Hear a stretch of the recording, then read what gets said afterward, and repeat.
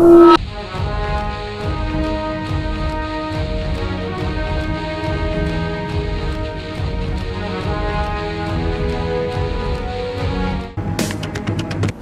है आपका B news nation में। मैं हूं आबिद हुसैन शेख। देश में जनप्रतिनिधि नहीं बल्कि ईवीएम प्रतिनिधि है, जिससे मुसलमानों और किसानों का वोट ऑफ परसेंटेज 0 हो गया है। वोट का संविधान ने जनता को सबसे बड़ा अधिकार दिया था, वो भी छीना जा रहा है। आज बीजापुर में वाम से भारत मुक्ति मोर्चा की तरफ से एक विशाल समावेश किया गया, जिसमें वाम से भारत मुक्ति मोर्चा के राष्ट्रीय अध्यक्ष वामन मिश्राम ने देश और जनता से जुड़े अहम मुद्दों पर बहस करते हुए मोदी सरकार पर ईवीएम मशीनों का दुरुपयोग करके अधिकार में आने की बात की। कॉमन सिविल कोड का मसला सिर्फ मुसलमानों का नहीं, इसमें सभी अल्पसंख्यकों का नुकसान होगा। इन तमाम विषयों पर गंभीरता से चर्चा करते हुए वामन मिश्राम ने कहा कि देश में एक बड़ा षड्यंत्र चल रहा है। ऐसे हालात में हम अगर खामोश रहेंगे तो इस देश से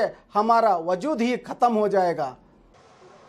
उसमें एक विषय है, ईवीएम मशीन में गड़बड़ी करके वर्तमान सरकार सत्ता पर आई है, लोकतंत्र की हत्या हुई है और संविधान का उल्लंघन हुआ है। ये एक विषय है। दूसरा विषय है, संख्या के अनुपात में पर्याप्त प्रतिनिधित्व ना देना एससी, एसटी, ओबीसी और माइनॉरिटीज की समस्या का मूल कारण है। तीसरा विषय है, कॉमन सिविल कोड लागू करने से केवल मुसलमानों का नुकसान होने वाला नहीं है, बल्कि सारे अल्पसंख्यकों का, बौद्ध, सिख, क्रिश्चियन, जैन, लिंगायत, इन सभी लोगों का नुकसान होने वाला है। 3, चौथा विषय है, राष्ट्रव्यापी आंदोलन निर्माण किए बगैर लिंगायत धर्म को स्वतंत्र धर्म की मान्यता मिलने वाली नहीं है। एक बहस। साथियों,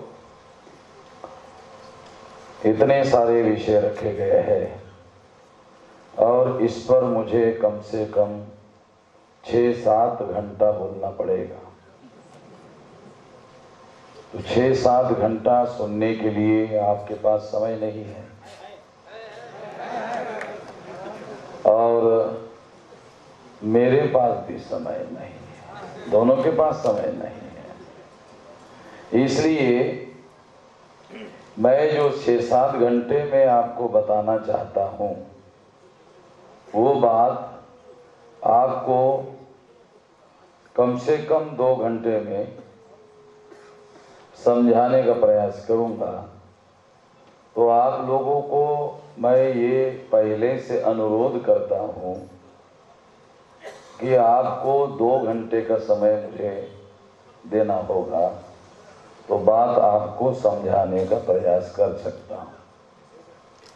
साथियों, सबसे पहला विषय ईवीएम मशीन का है।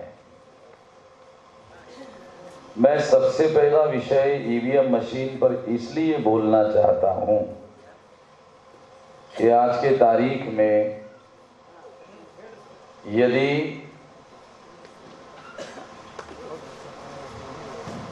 एससी, एसटी, ओबीसी और माइनॉरिटीज के लोगों की समस्याएं है और वो समस्याएं ज़्यादा से ज़्यादा उग्र हो रही है। यदि 2004 के पहले किसान आत्महत्या नहीं कर रहे थे और 2004 को ईवीएम मशीन आई और उसकी वजह से किसानों ने आत्महत्या करना शुरू कर दिया और सरकारों ने उनके तरफ ध्यान देना बंद कर दिया, क्योंकि अब लोगों के वोटों से या किसानों के वोटों से या मुसलमानों के वोटों से अब कोई एमएलए एमपी नहीं बनता है। अब जो एमएलए और एमपी बनता है वो ईवीएम मशीन से बनता है। अब जनप्रतिनिधि नाम का जो सिद्धांत है, जनप्रतिनिधि, ये सिद्धांत समाप्त हो गया है। अब नया सिद्धांत आया है ईवीएम प्रतिनिधि। क्योंकि जनता के वोटों से अब एमएलए और एमपी चुनकर नहीं जाता है, अब ईवीएम से चुनकर जाता है। तो ये कैसे चुनकर जाता है? भारत भर में केवल अकेले मेरे पास सबूत है। इसका मुझे दुख भी है, क्योंकि ज्यादा लोगों को मालूम होना चाहिए था। केवल मेरे पास इसका सबूत है। ईवीएम मशीन में घोटाला करके लोग चुनकर जाते हैं, मैं इसे साबित कर सकता हूं और दस्तावेजी प्रमाण के आधार पर साबित कर सकता हूं। दिल्ली में चुनाव आयोग ने सभी पार्टी के लोगों को बुलाया था, ईवीएम मशीन का घोटाला साबित करो। मुझे नहीं बुलाया,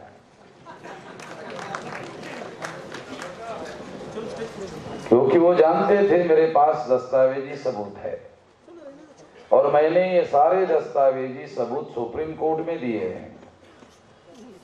सुप्रीम कोर्ट की कॉपी चुनाव आयोग ने पढ़ी तो चुनाव आयोग को भी मालूम हो गया वामन मेश्राम के पास सबूत है। मुझे इसीलिए नहीं बुलाया, क्योंकि उनको भी मालूम हो गया। वो सारी बातें मैं आप लोगों को बताना चाहता हूं कि ईवीएम मशीन से यदि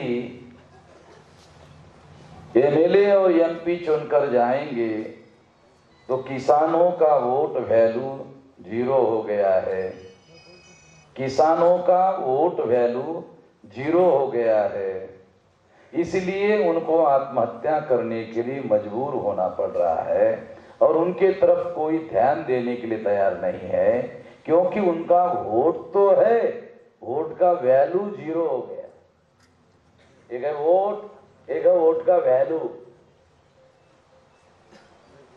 403 विधानसभा उत्तर प्रदेश में है, बीजेपी ने एक भी मुसलमान को टिकट नहीं दिया और 403 में से 333 सीटें जीती।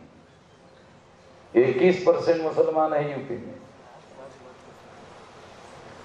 जिस बूथ पर 1100 वोट मुसलमानों के थे, उनमें भी 800-900 वोट बीजेपी को पड़े। कैसे पड़े, यही मैं बताना चाहता हूं। मेरे पास सबूत है।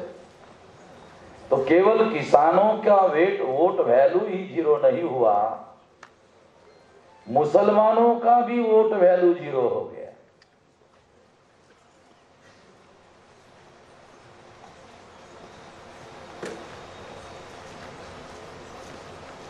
अगर ईवीएम मशीन मुसलमानों का वोट वैल्यू 0 करती है तो मुसलमानों की समस्या आने वाले समय में बहुत ज्यादा बढ़ने वाली है।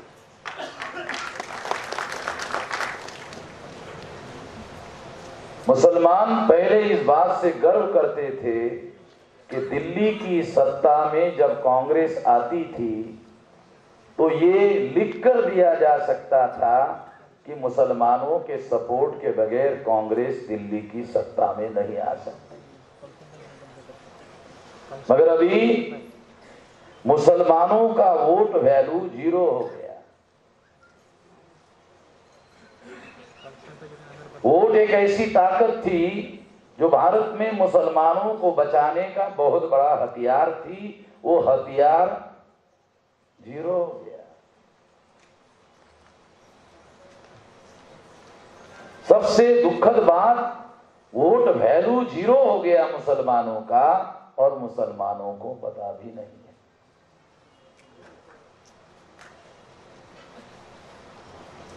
वोट वैल्यू कैसे जीरो होता है मैंने सज्जाद नोमानी साहब को सारे सबूतों के साथ समझाया,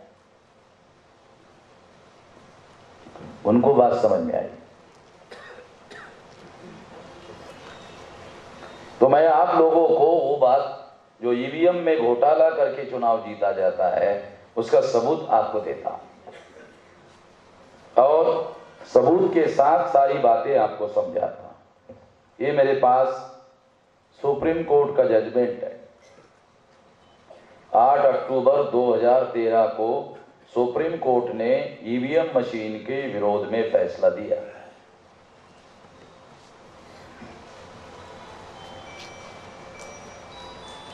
यहां कोई भी अनाड़ी आदमी बैठा हुआ नहीं है,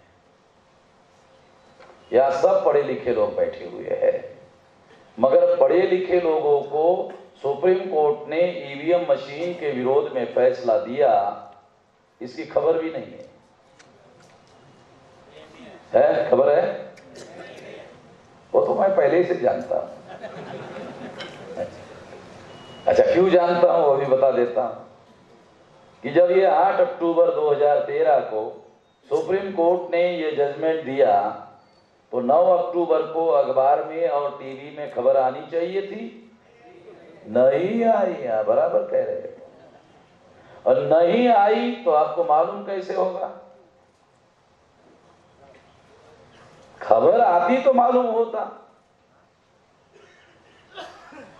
दिल्ली में मेरी एक रैली थी रामलीला मैदान में, तो मैंने 2 कार्यकर्ताओं को, क्योंकि वो शरद यादव जी को बुलाया था,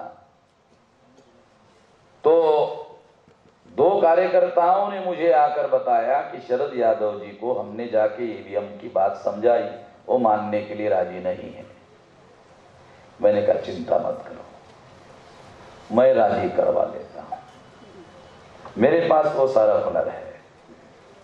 मैंने कहा अभी ऐसा करना, मैं कार्यक्रम का अध्यक्ष हूं, लास्ट में हमेशा बोलना पड़ता है, मगर शरद यादव जी जब बोलने के लिए आएंगे तो उनके पहले आधा